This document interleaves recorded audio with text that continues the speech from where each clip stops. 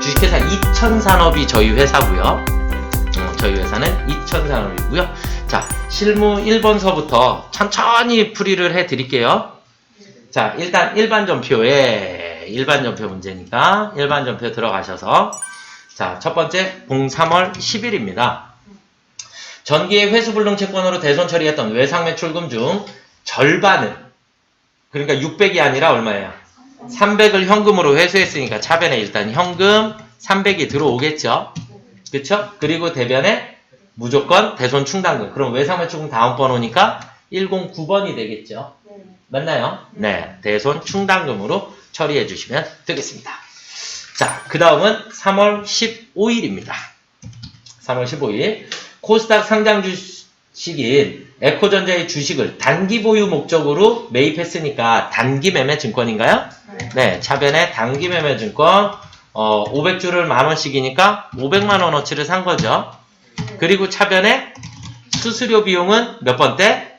900번대에 있는 수수료 비용을 쓰셔야 합니다. 얼마요? 5만원 대변에 보통 예금으로 지급했죠? 이해가 되시죠? 네. 자, 그 다음은 7월 7일입니다. 07월 7일. 영업부가 사용하는 건물에 대한 재산세. 재산세, 우리 뭐라고 해요? 세금과원가. 그럼 재산세, 817번 세금과원가가 얼마예요? 126만원. 그리고, 생산부가 사용하는 건물에 대한 거는 517번 세금과원가가 88만원. 모두 대변에 보통예금 나가면 되죠? 문제가 너무 쉬운데. 자, 그 다음 7월 16일입니다. 7월 16일. 세무교육 전문가인 한세법 씨를 초빙하여 생산부 직원들을 대상으로 연말정산 교육을 실시하고 한세법 씨에게 100만원의 원천징수세액 33,000원을 제외한 나머지를 보통예금에서 지급하고. 어우, 친절하게 교육훈련비라고 나왔나요? 네, 그럼 교육훈련비 몇 번대? 500번대. 생산부라 그랬으니까. 맞죠? 그래서 100만원인데 원천징수 했으니까 우리 예수금 33,000원 있나요? 네. 그리고 대변의 나머지는 보통예금에서 지급하였습니다. 이해되셨죠? 네. 자, 그 다음에 08월 31일. 자, 정기예금의 만기가 도래하여 원금과 이자를 보통예금 계좌로 입금받았나요? 그럼 일단 차변에 보통예금 들어오고 대변에 정기예금이 없어져야죠. 네, 그럼 일단 대변에 정기예금부터 정기예금 얼마짜리예요? 1000만원. 그리고 이자를 받았으니까 이자 수익이 얼마였다? 40만원이었다. 그런데 이자를 받을 때 우리는 세금을 떼이고 받죠? 세금 떼이고 받으니까 우리 차변에 뭐라 해요? 선납세금으로 얼마를? 61,600원. 그쵸? 그리고 차변의 나머지는 보통예금 계좌로 들어갔습니다. 그러니까 문제 풀어나가는 순서예요. 그래서 정기예금 이자 수익을 먼저 갖다 쓰고 그리고 차변에 가서 원천징수된 세액은 선납세금이라고 처리해 주시면 됩니다. 이해가 되셨죠? 네. 자, 그 다음은 메인 매출 전표로 넘어가 보도록 하겠습니다. 메인 매출 전표. 자, 01월 22일. 공장 건물을 신축하기 위하여 토지를 취득하면서 토지 정지 비용을 다음 달에 지급하기로 하고 아래의 전자세금계산서를 발급받았나요? 그럼 정지비라는 것은 토지의 취득 원가에 포함해야 되죠. 토지 취득해야 되는데 거기에 부가세가 발생했으니까 불공입니다. 맞죠? 정지비. 불공이고 금액은 1375만원인가요? 네, 거래처는 상진개발. 전자인가요? 네. 불공 사유는 6번. 토지의 자본적 지출 관련. 맞죠? 네. 분기에는 혼합. 그럼 차변에는 토지가 될 거고 대변에는 미지급금이 되겠죠. 그쵸? 네. 그래서 토지의 자본적 지출 관련해서 우리가 불공으로 처리한다라는 거 알아두시면 될 것 같습니다. 자, 그 다음은 1월 31일인가요? 네, 1월 31일. 레고문구에서 영업부가 사용할 문구류를 구입하고 현금 영수증을 받았으니까 현금과세 매입이죠. 맞나요? 네. 61번 현금과세 매입. 그래서 뭐 소모품 혹은 뭐 문구류 뭐 품목은 채점 대상이 아니니까 공급가액은 16만 5천 원 써주시면 나누어질까요? 네, 거래처는 레고 문구. 그 다음에 분계는 현금이라고 해도 되죠? 네, 현금이라고 해도 되고 대신에 소모품 B830 소모품 B. 이해가 되셨죠? 비용으로 처리하라 그랬으니까. 이해가 되셨나요? 네. 자, 그 다음은 2월 28일입니다. 봄 2월 28일 날. 정상적인 구매 확인서에 의하여 안건으로부터 원재료를 매입하고 영세율 전자세금 계산서를 발급받았나요? 네. 그럼 영세 매입이니까 52번. 원재료 공급가액은 3천만원. 거래처는 안건. 전자인가요? 네. 분계는 혼합. 원재료 들어왔고 대변에 보통예금 빠져나가면 되겠죠? 네. 자, 그 다음은 3월 10일인가요? 03월 10일 날 사업자가 아닌 김명진 씨에게 제품을 판매하고 판매대금 132만원은 보통예금 계좌로 입금받았다. 근데 간이 영수증 발행했다 그랬나요? 네. 그러면 우린 이런 걸 건별이라고 하는 거죠. 무증빙 거래니까. 네. 제품을 팔았고요. 공급가액은 132만원 써주시면 나누어 줄 거고 거래처는 김명진. 이해되셨나요? 네. 분계는 혼합에 제품 매출했고요. 차변에 보통예금 들어오시면 되겠죠? 이해되시죠? 예. 자, 그 다음 문제 5번 3월 16일입니다. 3월 16일 거래는 전자 계산서라고 나왔나요?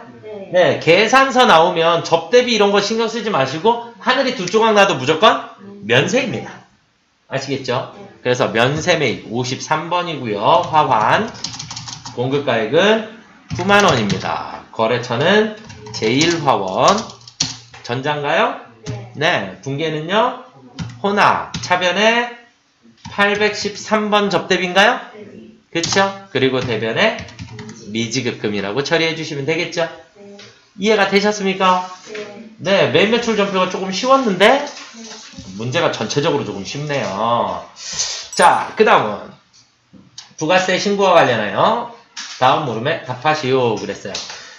다음 자료를 이용하여 22년 2기 부가세 예정신고 기간에 신용카드 매출전표 수령명세서를 작성하라 했나요? 네, 사업용 신용카드는 신한카드를 사용하고 있고요. 현금 지출의 경우는 현금 영수증을 수령했다 그랬고요. 전표 입력은 생략한다 그랬어요. 그쵸? 네, 그러면 신용카드 매출전표 수령명세서. 그럼 날짜는 7월부터 9월까지가 되겠고요. 그 다음에 여러분들이 잘 알고 넘어가셔야지 되는 게 일단 불공사유에 해당하는 거 쓰시면 안 된다. 네. 맞죠? 그 다음에 또 세금계산서 수집은 안 된다. 역외군송 안 된다. 그쵸? 전세버스만 된다 그랬어요. 그쵸? 네. 이해가 되셨습니까요? 맞나요? 네. 네. 그리고 입장료 이런 거 안 된다 그랬죠? 이해가 되셨습니까요? 네. 간이과세자와의 거래도 안 된다 했고, 그래서 지금 문제가 다 전체가 일반과세자이고 라고 주어진 거죠? 네. 자, 그러면 첫 번째 택시요금 돼요 안 돼요? 네? 택시요금 안 돼요. 택시요금 안 되죠. 그쵸? 역외분송이니까 다 안 된다. 그래서 07월 31일이 먼저 거래예요. 복합기 토너를 구입했고 현금 영수증이니까 1번. 거래처는 오피스. 현금 영수증이니까 금액은 15만원에 15,000원입니다. 그쵸? 직원 음료수 구입했으니까 사업용 신용카드 거래고요. 08월 12일날. 그러면 3번 사업용을 선택해 주셔야 하고 이음마트 카드사는 F2 누르셔서 신한카드 선택해 주셔야겠고요. 맞죠?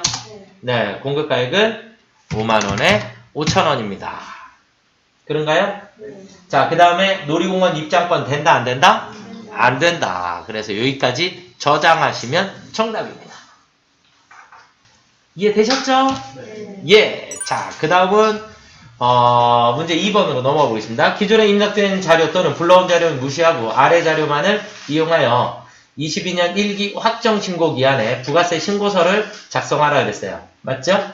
네. 그리고 단 부가세 신고 외에 과세표준 등 기타 구속 서류의 작성은 생략하며 세액공제를 받기 위한 전자신고를 할 예정이다. 그랬죠? 전자신고 세액공제 10,000원 넣으셔야 합니다. 그래서 문제를 잘 읽으셔야 돼요. 아시겠죠? 자, 그럼 부가가치세 신고서에 우리는 일기 확정이니까 4월부터 6월까지로 가보도록 하겠습니다. 자, 세금계산서 발급 과세 매출액은 1억 3천만 원이고요. 신용카드는 3번이죠? 네. 300만 원에 부가세 따로예요. 부가세 별도 부가세 포함 잘 보셔야지 돼요. 직수출은 6번이죠? 네, 1,200만 원이 되겠고요. 비사업자에 대한 정규 영수증 외 과세 매출액이 44만 원이니까 4번에다가 40만 원에 4만 원 써주시면 되겠죠? 22년 1기 소멸시효가 완성된 외상매출금 110만 원은 대손세액공제를 받기로 하였다. 대손세액공제를 받아야 하니까 우리 8번에 마이너스 10만 원 쓰셔야겠죠? 맞나요? 네, 대손세액공제 발생했을 때는 마이너스로 입력해 주셔야 되고 회수하면 플러스로 입력해 주셔야 합니다. 세금계산서 수치분 일반 매입액이 5,500만 원이라 그랬고 부가세 써주셔야죠? 550. 이 중 접대비 관련 매입이 1,000만 원이 포함되어 있다 그랬죠? 그러면 포함되어 있다 그랬으니까 넣고 그 다음에 16번에서 다시 공제받지 못할 매입세액에 1,000만 원에 100만 원을 빼주시는 거예요. 맞죠? 2기 예정신고 시 미환급된 세액 21번 예정신고 시 미환급세액 21번에다가 80만 원 넣어주시면 되나요? 네. 그리고 전자신고 세액공제 얼마 받아야 된다고요? 10,000원. 이해가 되셨습니까요? 그쵸? 그러면 793만 원의 납부세액이 나오네요. 여기까지 정답. 저장해 주시면 됩니다. 이해가 되셨나요? 네. 자, 그 다음은 전자신고하는 건데요. 여러분들이 어떻게 풀어나가시면 되냐면 첫 시험에 나왔을 때도 우리 고딩들도 그냥 문제를 잘 풀었더라고요. 그래서 부가가치세에 전자신고라고 하는 데가 있습니다. 자, 그런데 우리 문제를 보시면 문제가 답안 풀이하는 순서가 다 나와 있어요. 답안 풀이하시는 순서가. 부가가치세 신고서와 관련 부속서류는 마감되어 있다. 전자신고, 국세청 홈택스의 전자신고 변환 순으로 진행한다. 그래서 전자신고를 하시고 그 다음에 국세청 홈택스 전자신고 변환용을 진행하시면 됩니다. 그래서 전자신고를 일단 먼저 들어가 볼게요. 전자신고를 들어가셔서 우리는 2기 확정이니까 10월부터 12월이 될까요? 네. 그쵸? 그리고 엔터 치시면 됩니다. 그러면 이렇게 쭉 불러와져요. 이해되셨죠? 문제 3번 볼게요. 전자신고용 전자파일 제작 시 신고인 구분은 납세자 자진신고로 선택하고 비밀번호는 123456778로 입력한다. 그래서 우리는 여기 납세자 자진신고 2번으로 선택이 되어 있죠. 기본이. 네. 그쵸? 네. 그래서 제작이라는 버튼을 눌러주시면 되겠고 제작을 눌러주시면 이렇게 비밀번호 설정이 나와요. 그러면 123456778 그리고 123456778 확인 이렇게 2번 입력해 주시면 되겠고요. 확인. 그러면 제작이 완료되었습니다 라고 나오나요? 네. 확인. 그래서 제작까지는 C 드라이브에 자동으로 이제 만들어지게 돼요. 그래서 비밀번호 설정만, 그래서 처음에 전자신고에서는 날짜만 정확하게 입력해 주시고 엔터키 쭉 눌러주시면 되겠고 제작 버튼 누르셔서 비밀번호 설정만 해주시면 돼요. 네. 아시겠죠? 자, 그리고 이 창은 이제 빠져나가겠습니다. 자, 그 다음에 이제 국세청 홈택스 전자신고 변환이라고 하는 곳이 있고요. 네. 찾으셨나요? 네. 네. 그래서 클릭을 하시면 처음에 이런 창이 나와요. 근데 이 창은 그냥 순서를 보여주는 창이에요. 그래서 여러분들 이 창은 아무 의미가 없으니까 그냥 닫기 눌러주시면 이렇게 홈택스 창이 보이십니다. 그러면 친절하게도 여기에가 답이 있어요.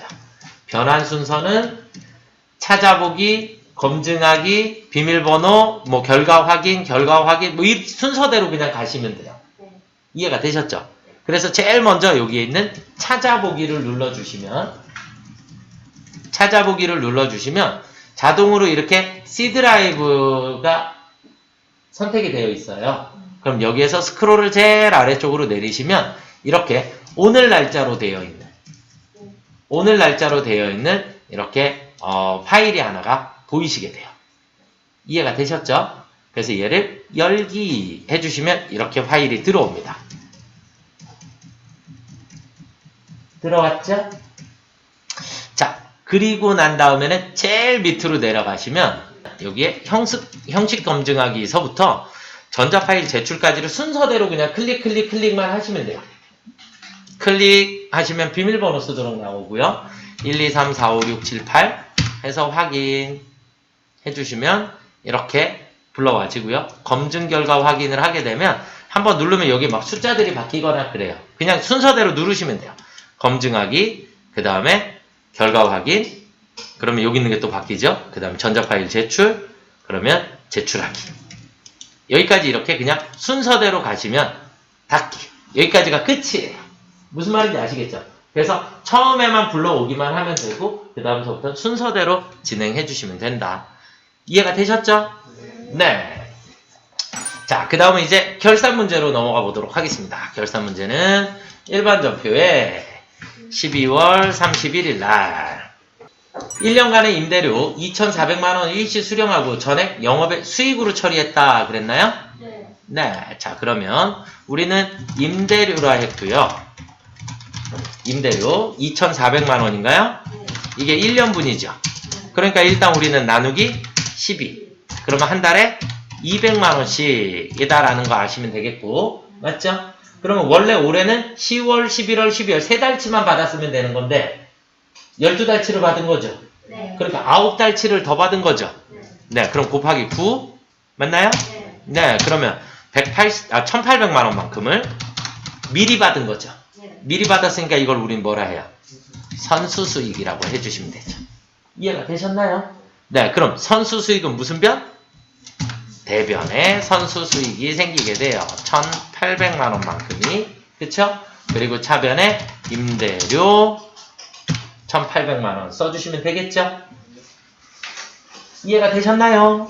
네. 자, 그 다음에 단기 대여금 중에는 단기 중에 발생한 LPL사에 대한 외화 대여금 2,400만원이 포함되어 있다 그랬어요. 그러면 우리는 자, 이제 외화에 대해서 원래 2,400만원이 있었고요. 맞죠? 2,400만원은 몇 달러였어요? 2만 달러인가요? 네, 2만 달러. 네, 어떻게 알았죠? 나누기. 얘가 발생 시 환율이 1,200원이었죠. 네. 그쵸? 네. 네. 1,200원이었기 때문에 우리는 여기서 2만 달러입니다. 라는 걸 찾으셔야지 돼, 먼저. 맞죠? 네. 네, 그래서 2만 달러입니다. 그런데 이 2만 달러가 이제 얼마로? 1,300원으로 바뀐 거죠. 네. 네, 1,300원으로 환율이 바뀌었으니까 2,600만원만큼이 됐나요? 네. 그러면 지금 얘 계정 과목 이름이 뭐였어요? 단기 대여금. 그럼 대여금이라고 하는 자산이 원래 2,400이 있었는데 네. 2,600이 됐으니까 저는 이익이 생긴 거죠. 네. 네. 이익은 항상 무슨 변에? 대변에. 그래서 대변에 외화 환산 이익이 200만원이 생겼습니다. 그리고 차변에는 단기 대여금입니다. 누구 거예요? LPL사. 그쵸? 이해가 되셨습니까요? 네. 그래서 일단 우리가 계산을 정확하게 먼저 해야 돼요. 네. 계산은 2,400만원이 2,600만원이 됐습니다를 먼저 찾아야 되니까 2,400만원이 대여시 환율이 1,200원이었으니까 우리는 2만 달러라는 걸 먼저 찾으셔야죠. 그쵸? 문제상에서 2만 달러가 안 나와 있으니까. 그러니까 2만 달러에 다시 1,300원을 곱해주시면 2,600만원이 된 거니까 200만원만큼이 더 늘어났죠, 대여금이? 그래서 자산이 증가했으니까 차변에 대여금이라는 자산이 증가했고 대변에 이걸 우리는 외화 환산 이익이라고 처리해 주시면 됩니다. 이해되셨죠? 네. 네. 자, 그 다음에 문제 3번은 단기 중에 취득하여 기말 현재 보유 중인 유가증권의 내역은 다음과 같다. 기말 유가증권의 평가는 기업회계 기준에 따라 처리하기로 한다. 그랬는데 단기매매증권의 취득원가가 3,000원이죠. 네. 그런데 공정가치가 2,500원이 됐죠. 네. 결국 500원씩 떨어졌잖아요. 네. 몇 주가? 네. 8,000주가. 8,000주가. 그쵸? 그러니까 8, 5, 40, 400만원만큼의 가치가 떨어졌나요? 네. 빙고. 그럼 차변에 단기매매증권 평가 손실이 400. 그리고 대변에 단기매매증권 400. 처리해 주시면 되겠죠? 네. 이해가 되셨나요? 그러니까 지금 아까 외화랑 계산하는 방식을 조금 저는 다르게 했어요. 지금 이제 유가증권은 원래 취득가액이 3,000원이었죠. 네. 그런데 이제 얼마가 됐어요? 2,500원이죠. 그러니까 우리는 여기서 주당 마이너스 500원씩이 생긴 거죠. 네. 맞나요? 주당 마이너스 500원씩이 생긴 거니까 여기다 곱하기 8,000주 곱해주시면 되는 거죠. 이해가 되셨습니까요? 네. 네, 그래서 400만원만큼의 마이너스가 생겼다. 이해가 되시죠? 네. 자, 그 다음 문제는요. 코로나로 인해 특별 재난 지역에 기부한 제품 1,500만원에 대한 회계 처리가 누락됐대요. 그러면 저는 대변에 제품이 나가나요? 그쵸? 대변에 제품이 나가요. 그럼 적용 8번 얼마가요? 1,500 그리고 차변에 기부금이라고 해주시면 되겠죠? 네. 이 문제에서 중요한 건 적용팔. 아시겠죠? 이해가 되셨죠? 네, 거기까지 해주시면 되겠고.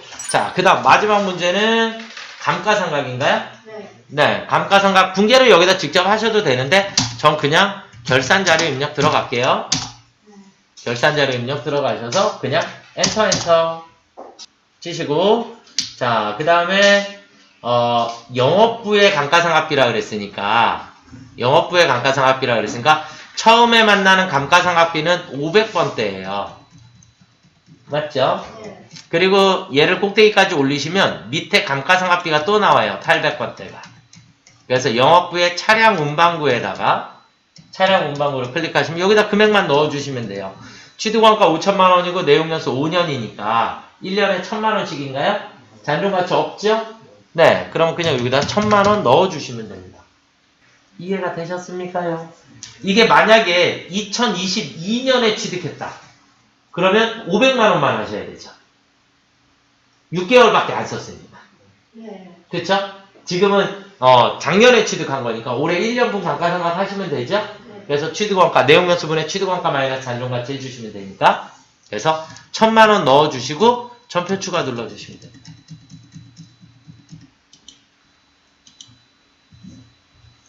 이해가 되셨나요? 네.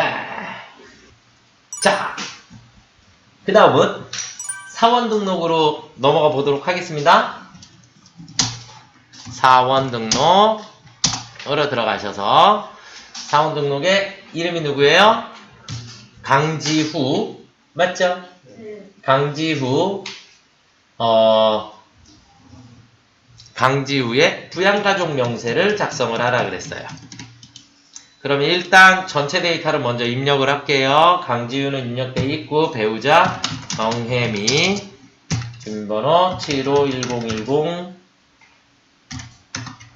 2845-212. 자, 그 다음에 본인의 모친 김미자 5502032346-311. 그 다음에 동생은 형제자매 강지민 주민번호 791010211542. 그 다음에 자녀 강지율 0705054842-106. 강민율 700-705-3845-72. 일단 이렇게 입력해 주시고 일단 본인이 있고요. 본인에 대한 다른 내역은 없으니까 배우자 정혜미는 퇴직소득 금액이 200만원 있나요? 돼야 안 돼요? 안 돼요. 그럼 배우자 부 맞죠? 네. 네. 그 다음에 김미자 일용근로소득은 왜요? 상관없죠? 네. 그 다음 강지민 양도소득 금액이 300만 원 있네요. 안 되죠? 퇴직 양도 100만 원까지니까. 이해가 되죠? 장애인 상관없어요. 소득 제한에 걸린 거니까. 맞죠? 네, 소득 제한에 걸렸으니까 무조건 부입니다. 아시겠죠? 네. 자, 그 다음에 자녀는 20세 이하고 원고료 100만 원 상관없죠. 기타 소득은 300만 원까지, 기타 소득 금액 300만 원까지 분리과세 대상이니까 선택적 분리과세 가능하니까 됩니다. 그래서 지금은 정혜미 배우자 안 되고 강지민 안 되고 이해가 되셨나요? 네. 이렇게 둘만 부로 선택해 주시면 정답입니다. 자, 그 다음은 어떻게 연말정산으로 넘어가 볼까요? 연말정산 추가 자료 입력으로 들어가 보도록 하겠습니다. 사원 한기홍을 불러오겠습니다. 한기홍 불러오시고, 자, 문제를 일단 항상 보셔야 돼요. 근로자 본인의 소득세 부담이 최소화되도록 부양가족 탭을 수정하고 연말정산 입력택 의료비 지급 명세서를 입력하시오. 그랬나요? 네. 맞죠? 본인의 일단 총 급여액은 5천만 원이고요. 그 다음에 부양가족을 수정하라 그랬어요? 네, 부양가족에 다 부부부 되어 있는데 일단 본인이 있고요. 그 다음에 이슬비 배우자 소득 없죠? 네. 이슬비 그러면 배우자로 바꿔주시면 되겠고 한기쁨도 20세 이하로 바꿔주시면 되나요? 네. 네. 김어른은 총 급여액이 600만 원인가요? 네. 그럼 부지요. 총 급여액 500만 원까지만 되니까. 맞죠? 네, 총 급여는 500만 원까지만 됩니다. 그래서 김어른은 소득 제한에 걸렸습니다.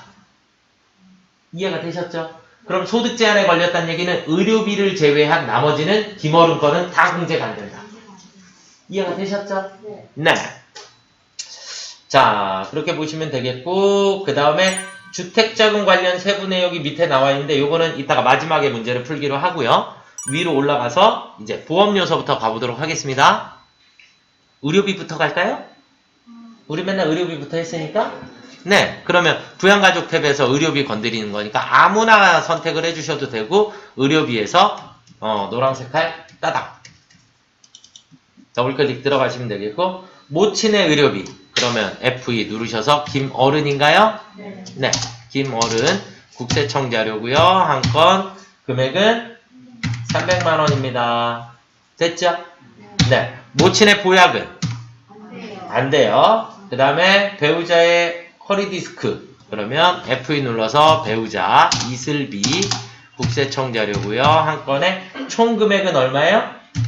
120. 이거 무조건 총 금액 쓰셔야지 돼요. 그 다음에 실손보험금 50만원 수령했죠? 네, 50만원 써주시면 되겠고. 이해가 되셨죠? 네, 확인. 자, 그리고 연말정산 입력으로 넘어가 보겠습니다. 연말정산 입력의 첫 번째 보험료. 보험료. 여기 60번 보장성 보험서부터 출발이죠? 네. 자동차 보험료, 그 다음에 자녀의 보장성 보험. 그럼 90만원인가요? 네. 네. 저축성은 안 된다 했으니까. 네. 맞죠? 자, 그 다음에 의료비 입력했고, 교육비. 캐나다 현지 소재 초등학교인가요? 네. 돼야 안 돼요? 돼요. 네. 국외 교육기관 됩니다. 그래서 초등학교 얼마예요?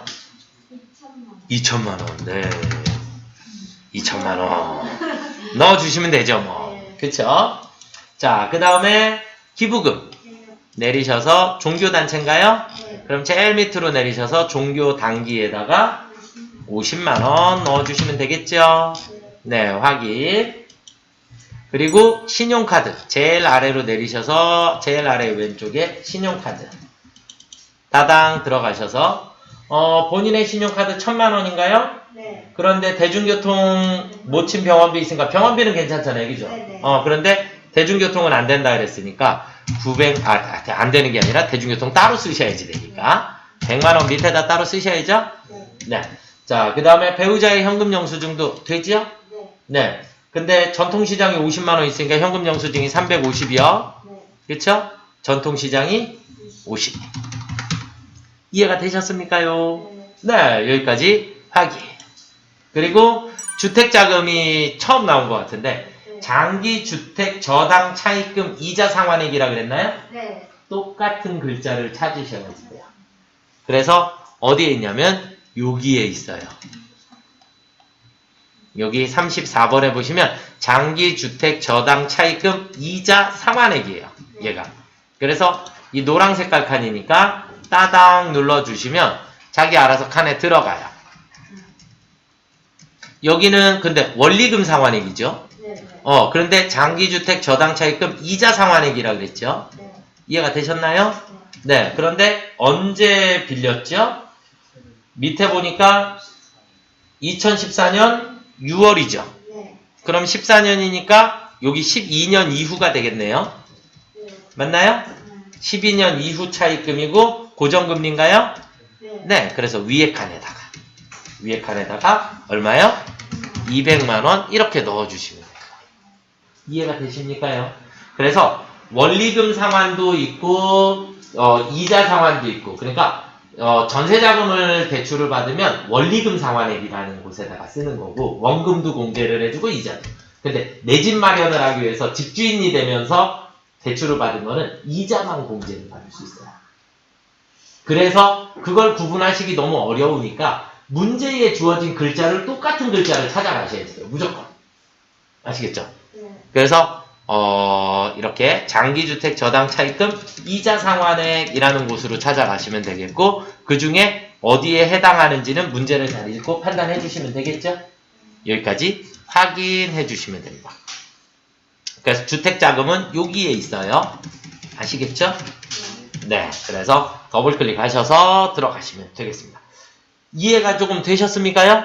네. 네. 실제 시험 문제 치고는 조금 많이 쉬웠다라고 생각이 듭니다. 일단 여기까지 풀이는 마쳐드리도록 하겠습니다.